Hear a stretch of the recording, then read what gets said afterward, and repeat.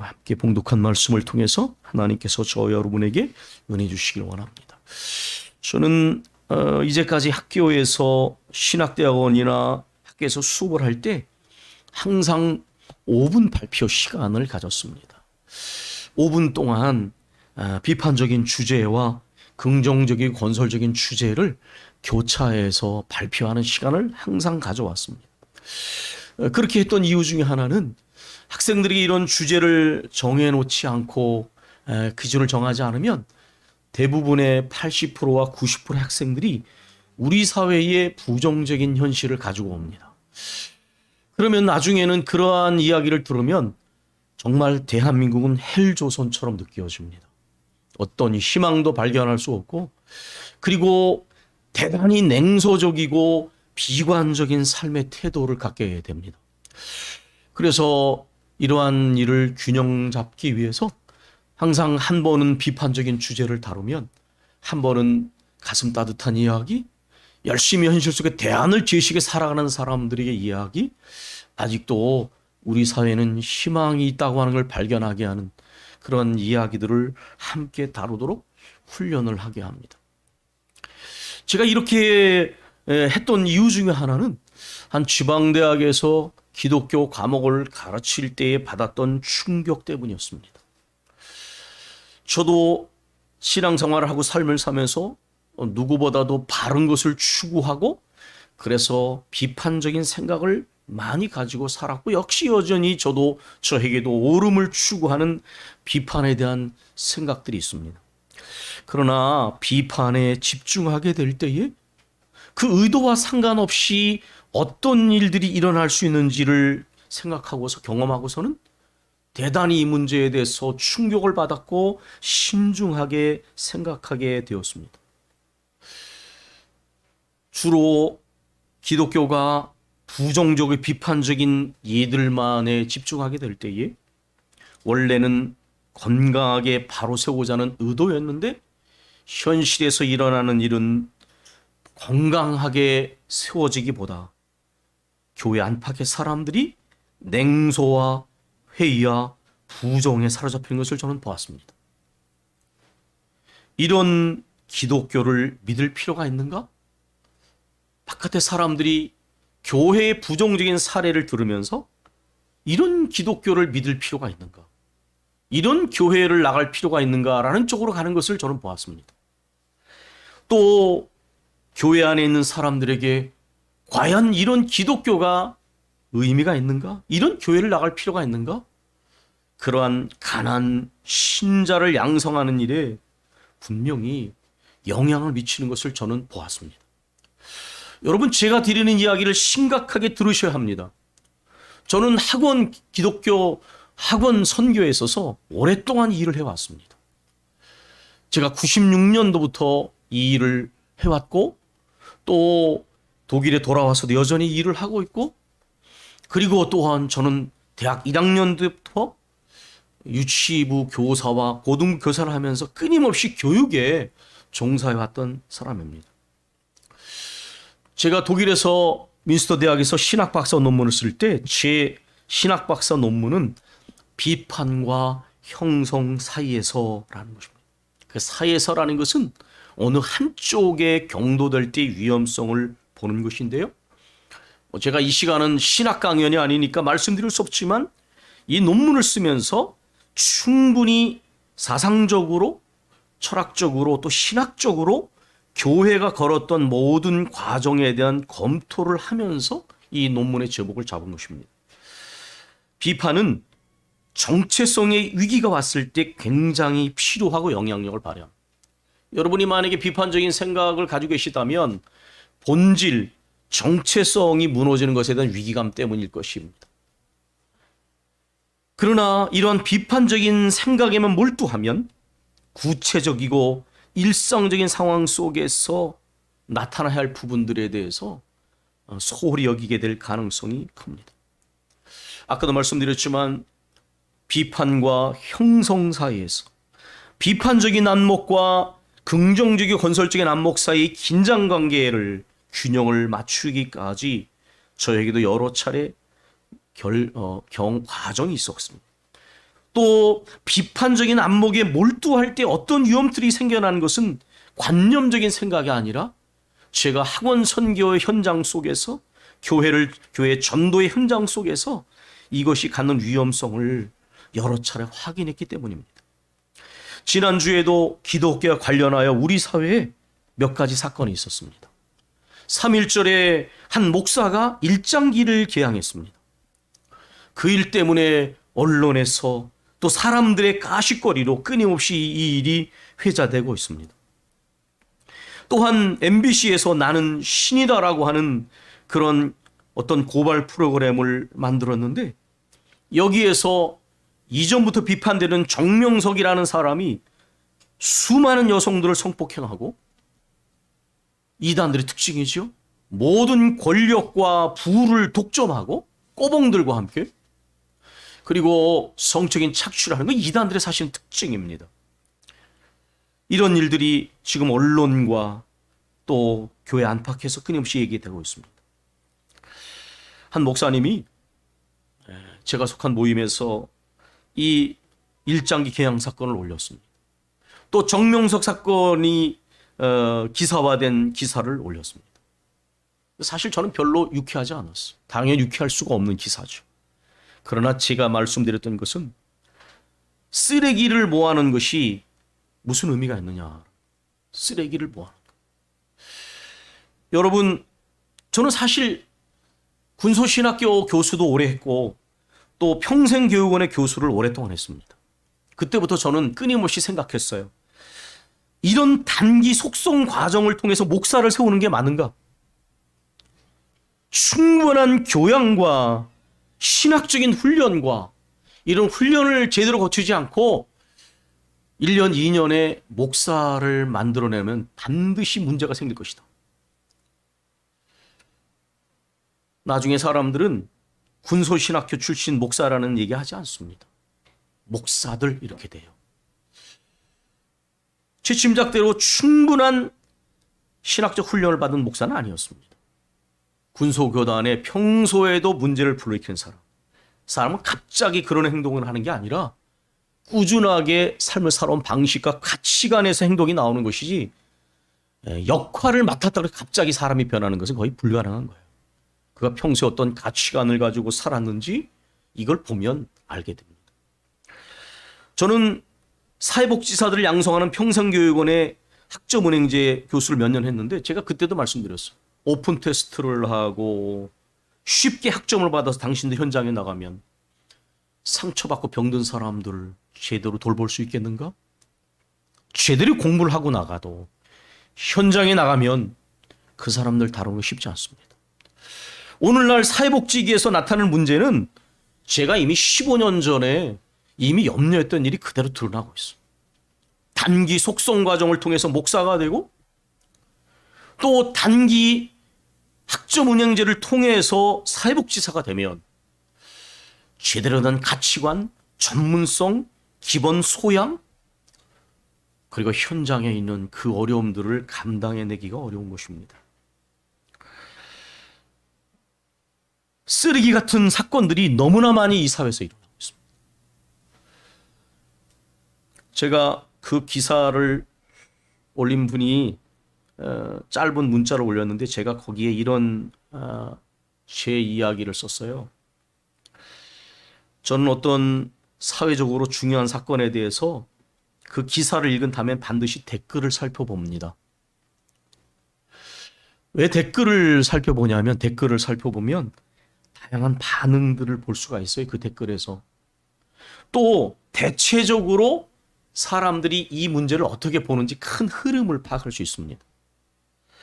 그리고 지나친 욕설이나 감정적인 댓글이나 편향적인 편가르기는 일단 제외해놓고 별로 판단에 도움이 안 되니까 이 전체적인 이렇게 댓글을 한 몇십 개 보면 균형 잡힌 사실 판단이나 가치 판단을 보게 돼요. 그리고 그 댓글을 다는 사람들의 수준을 보면 그 사회 사람들의 의식 수준을 보게 됩니다. 그 댓글이 수준이 높고 균형이 잡히면 이 사회가 사람들의 판단이 균형 잡히고 어느 정도 수준이 올라가고 있구나. 예전보다는 좀 발전을 하고 있습니다. 가끔은 상당한 식견을 가지고 전문성을 가진 글들을 올리는 사람들도 있습니다. 저는 다행스럽게 생각합니다. 비판의 목적이 무엇입니까? 그것은 원래 고치고 건강하게 하기 위한 것이에요. 그런데 만약에 그 비판의 결과물이 냉소와 회의와 부정을 넘어서지 못한다면 이 비판은 뭔가 문제가 있는 겁니다. 쓰레기를 잔뜩 모아가지고 믿으시오. 그럼 여러분 믿으시겠습니까? 교회 안팎에 교회와 관련된 쓰레기를 잔뜩 모아서 여러분 전도한다면 그것이 전도가 되겠습니까? 왜 비판에만 몰두하면 문제가 생기는지를 우리 고민을 할 때가 됐어요. 이번에 숭실대에서 과목 개편이 돼서 3학점짜리 2학점이 줄었습니다. 근데 제가 그 나온 교재를 보면서 여전히 기독교의 부정적인 사례들만 모아놓은, 이건 좀 생각을 해야 됩니다. 생각을 해야 돼요. 아까 말씀드렸잖아요. 쓰레기를 잔뜩 모아가지고 여러분 그걸 좋아하는 사람이 누가 있겠습니까? 생각을 해야 됩니다. 여러분 비판이라는 단어는요, 어원적으로 기준이라는 단어와 연결되어 있습니다.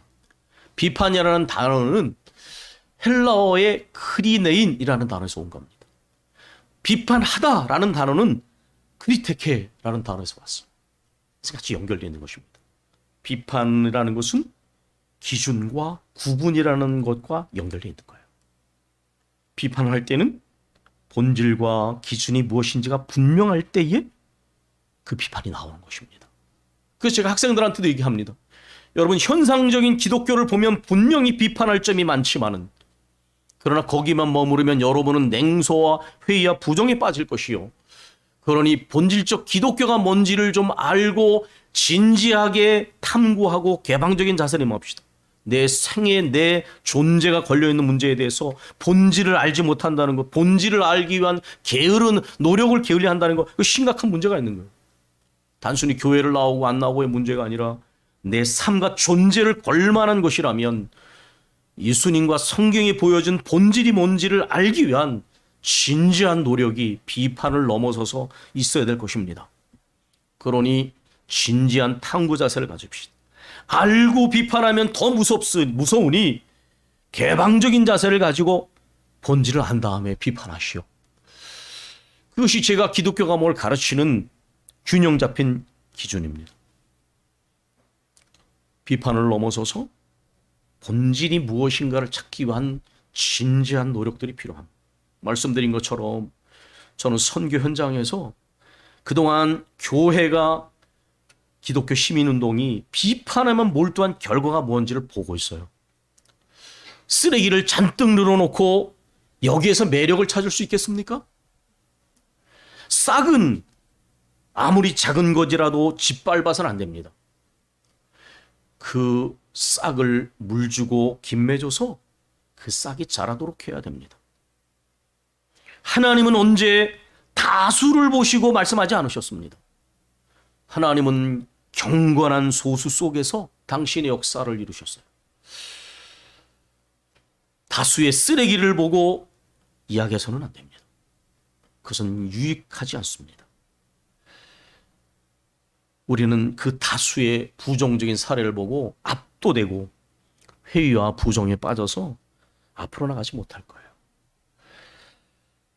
제가 드리는 말씀을 진지하게 생각하셔야만 합니다. 비판을 하지 말자는 얘기가 아닙니다. 비판을 해야지요. 그러나 비판의 목적이 무엇인지를 생각한다면 우리는 본질과 기본에 더 몰두해야 하고 그것이 더 강력한 비판이 될 수 있다는 것을 우리 잊지 말아야 합니다. 이러므로 우리에게 구름같이 둘러싼 증인들이 있으니, 여러분 이 구름같이 둘러쌌다는 말은 극장이나 경기장을 생각하시면 돼요. 많은 관객들이 이제 모여 있는 거예요. 그런데 여기서 구름같이 둘러싼 증인들은 누구입니까? 히브리서 11장에 나오는 믿음의 증인들입니다. 믿음의 증인들. 그런데 이 믿음의 증인들 중에 부정적 사례는 하나도 없는 것을 발견하셨습니까? 하나님은 쓰레기를 나열한 다음에 이것을 믿어라, 이것을 본받아라 이렇게 말씀하지 않았어요. 물론 그들의 삶에는 넘어짐의 순간도 있었습니다. 위험한 순간도 있고 위태로운 순간도 있고 유혹에 빠지기도 했습니다. 그러나 그들은 결국 승리한 사람들입니다.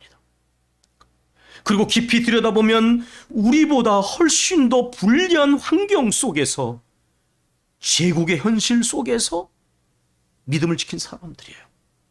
바로 왕국 속에서, 바로 제국 속에서 왕이 타락해서 우상을 끌어들인 그런 현실 속에서 바벨론과 아시리아와 페르시아와 로마 제국의 현실 속에서도 믿음을 지킨 사람들의 이야기입니다.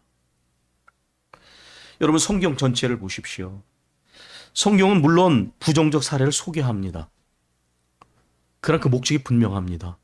교훈을 주기 위해서, 거울이 되기 위해서, 언제나 깨어 있어야 한다는 것을 가르치기 위해서 그런 예들을 우리에게 소개합니다. 그러나 비율이 얼마나 될까요? 성경은 부정적 사례를 강조하지 않습니다. 훨씬 더 그 안에서 히브리 11장처럼 어려운 현실에서도 믿음을 지킨 사람들의 이야기, 경건한 소수, 압도적인 구조적 권력 속에서도 하나님의 살아계심을 믿으면서 간 사람들의 이야기를 성경은 우리에게 소개하고 있습니다. 인간의 죄와 불의에도 불구하고 창조자 하나님께서 역사를 이끌어 가시는 주권자라고 하는 것, 하나님이 죄인된 인간을 구원하시고자 하는 구원의 계획을 마련하시고 그것을 이끌어 가신다는 사실을 우리에게 말씀하고 있습니다. 우리가 이것을 바라보지 못하면 우리는 현실에 압도되거나 불신하게 되거나 영적인 소경이 되고만. 여러분, 어떤 비판이 가장 강한 비판일까요? 현실 속에서 악이 지배하고 악이 힘을 가졌을지라도, 아니, 역사를 주관하시는 창조주 하나님, 구원의 하나님이셔. 이게 가장 강력한 쾌요 펀치입니다. 아시겠습니까? 현실이 어떠하든지 하나님이 여전히 살아계시며 역사를 주관하시고 모든 권세보다 크신 하나님, 이것을 강력하게 선포하는 것이 가장 강력한 비판이에요. 그렇기 때문에 우리가 본질에 집중해야 될 이유가 바로 그것이에요. 우리 눈앞에서는 우리를 눌리게 만들고 정말 하나님이 계시지 않는 건 느껴지고 인간의 악이, 인간의 간사함이 지배하는 것처럼 보여져도 그럼에도 불구하고 여전히 하나님은 살아계십니다.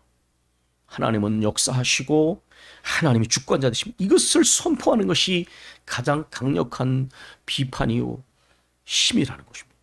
모든 무거운 것과 얽매이기 쉬운 죄를 벗어버리고, 옹코스라는 이 단어, 무거운 것, 이건 짐이나 장애입니다. 운동선수가 경기를 할 때 걸리적거리는 게 많으면 결과를 내기 어렵잖아요. 그러니까 가장 간편한 복장을 입는 거예요. 얽매이기 쉬운 죄, 이것은 직역을 하면 주위에 위치한 죄입니다. 다시 말하면 주변에 여러 가지 우리를 넘어뜨리는 죄악된 유혹적인 것들이 많이 있어요. 그래서 이것을 깨어 있어야 돼요. 성경이 강조하는 바로 그런 부분에 깨어 있어라. 그래서 부정적인 사례도 소개하고 넘어짐의 가능성도 깨어 있지 않으면 안 된다. 우리 주님은 항상 깨어 있어라 그렇게 말씀하셨죠. 분별력을 가지고 깨어 있어. 솔직히 저는 신천지나 정명석을 보면서 아니 어떻게 그런 데 빠지지? 어떻게 그런 한심한 정도의 가르침을 따를까요? 여러분 좀 한 걸음 물러서서 얘기하는 거 보시면 아시지 않아요? 어떻게 저렇게 상식에도 맞지 않는 게 빠질까요? 깨어 있어야 돼요. 그들은 굉장히 허술해 보이지만 아주 뱀 같은 지혜가 있어요. 그래서 인간의 욕망, 인간의 약점을 정확하게 파고듭니다. 요즘의 이단들은 그런 의미에서는 상당히 고도의 지능을 가지고 있어요. 윤리성을 파고들기도 하고 신비주의를 이용하기도 하고 사람의 욕망과 욕구를 잘 이용해서 오기 때문에 깨어있지 않으면 아주 어처구니없이 당합니다. 그러나 조금 더 이성적이고 냉정하고 분별력을 가지고 보면 정말 한심한 이야기들. 그런 이야기들을 우리가 그런 얘기 넘어가는 것은 바로 그런 부분들 때문에 인내로서 우리 앞에 당한 경주를 경주하며 꾸준하고 일관되게 영적인 목표에 도달할 때까지 우리는 나가야 되는데, 그러기 위해서 본문이 이렇게 말합니다. 믿음의 주요 온전케 하시는 이인 예수를 바라보자. 이 바라보자는 단어가 어떤 거 아시죠? 경마장에서 말이 옆을 보게 되면 큰일 납니다. 그래서 여러분 경주마에게 이렇게 옆을 보지 못하도록 가린 거를 보셨을 거예요. 잘못하면은 기수와 말이 죽거나 큰 부상을 입습니다. 앞만 보고 가는, 원래 그런 뜻이 주의 깊게 집중해서 눈 돌리지 않고 예수만 바라보라, 그런 얘기. 여기에 좋은 예가 있죠. 바로 무리를 걸었던 베드로입니다. 베드로가 주님만을 똑바로 보고 걸었을 때는 바닷물을 망각했어요. 그리고 무리를 걸었습니다. 그러나 그 물결이 칠 때에 그의 눈이 주님에게서 물결로 옮겨지자 그는 빠져들기 시작했습니다. 주여 나를 구원해 주십시오. 주님이 그의 손을 잡으시며 말씀하십니다. 믿음이 작은 자여 왜 의심하였느냐. 우리의 눈은 절대로 주님에게서 다른 데로서 돌려지지 않아야 합니다. 모든 현실을 바라다 볼 때도 주님 안에서 보게 될 때에 차분하고 냉정하게 우리가 볼 수 있게 되는 것입니다. 믿음의 주 온전케 하시는 이 말씀의 의미는 주님은 믿음의 창시자요 인도자가 되신 분, 앞서 걸어가신 분이세요. 주님은 히브리서 11장에 나온 증인들 모범을 넘어서는 분이세요. 왜 그러느냐? 우리 주님은 이 믿음의 경주에 있어서 인내로 승리하신 모범이요 선구하실 뿐만 아니라 그 모든 십자가의 길을 걸으셔서 승리하셔서 하나님 보좌 우편에 계신 분이세요. 그래서 대제사장이 되셔서 우리를 위하여 중보하시고 택한 자를 붙들어 주시고 온전케 하시는 그런 권세를 가지신 분이세요. 그렇기 때문에 주님은 단순히 증인을 넘어서시는 것입니다. 주님 우리를 도우시고 우리를 위해 중보하시고 우리에게 최후 승리를 보증하는 분이시기 때문에, 그러므로 믿음의 주요 온전케 하시는 예수를 바라자. 제가 어렸을 때 신앙생활을 하면서 이제까지 때때로 많은 상처를 받았습니다. 제가 믿던 선생님이 타락하는 것을 봤습니다. 아버지 같은 분이 타락을 하고 제가 자란 교회의 담임 목사님이 어떻게 일탈을 하는지를 봤어요. 그때마다 깊이 살이 베이는 것 같은 상처를 받았습니다.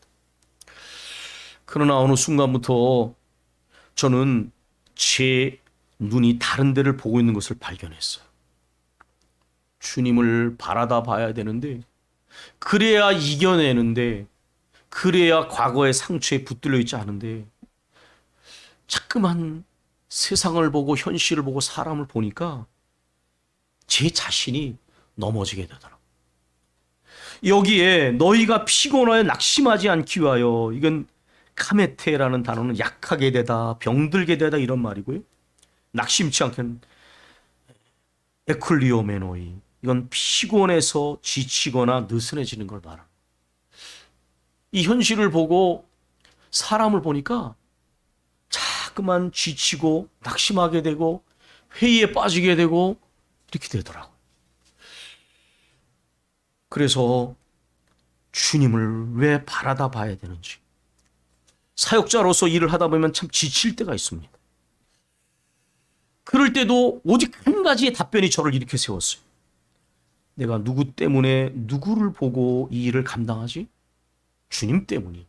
주님이 나를 여기에 부르셨고 주님이 나를 여기에 세우셨고, 이 답변이 아니면은 버티기가 어렵다.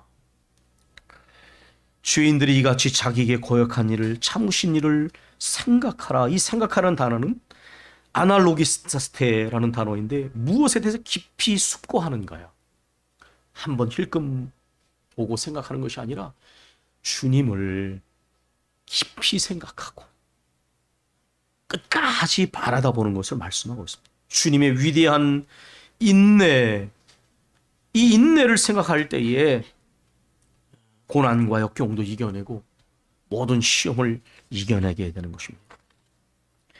그리스도인은 결코 부정적 사례에 매일 수 없습니다. 왜냐하면 우리의 영원한 모범은 그리스도이시기 때문입니다.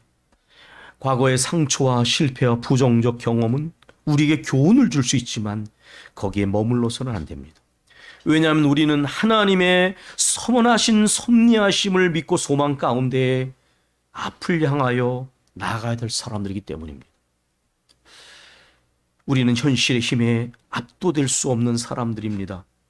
왜냐하면 하나님은 살아계시는 창조와 구원의 하나님이시며 참 권세자는 하나님이시기 때문에 그렇습니다. 저는 하나님이 모든 것 위에 뛰어나신 권세자요, 명철과 지혜가 한이 없으시며 능력이 한이 없으신 인간이 결코 제한할 수 없는 하나님이라는 사실을 우리가 믿으면 이것이야말로 가장 강력한 비판이 되고 이것이야말로 우리가 현실을 넘어서서 멈추지 않고 주님의 선한 뜻을 이루기 위하여 앞으로 나가게 된다고 믿습니다. 오늘 이 사순절에 예수를 바라보자, 믿음의 주여 온전케 하시는 예수님을 바라보고 깊이 생각하면서 믿음의 인내 가운데 참으로 믿음의 승리자가 되시는 저와 여러분이 되기를 소망합니다. 우리가 기도하겠습니다.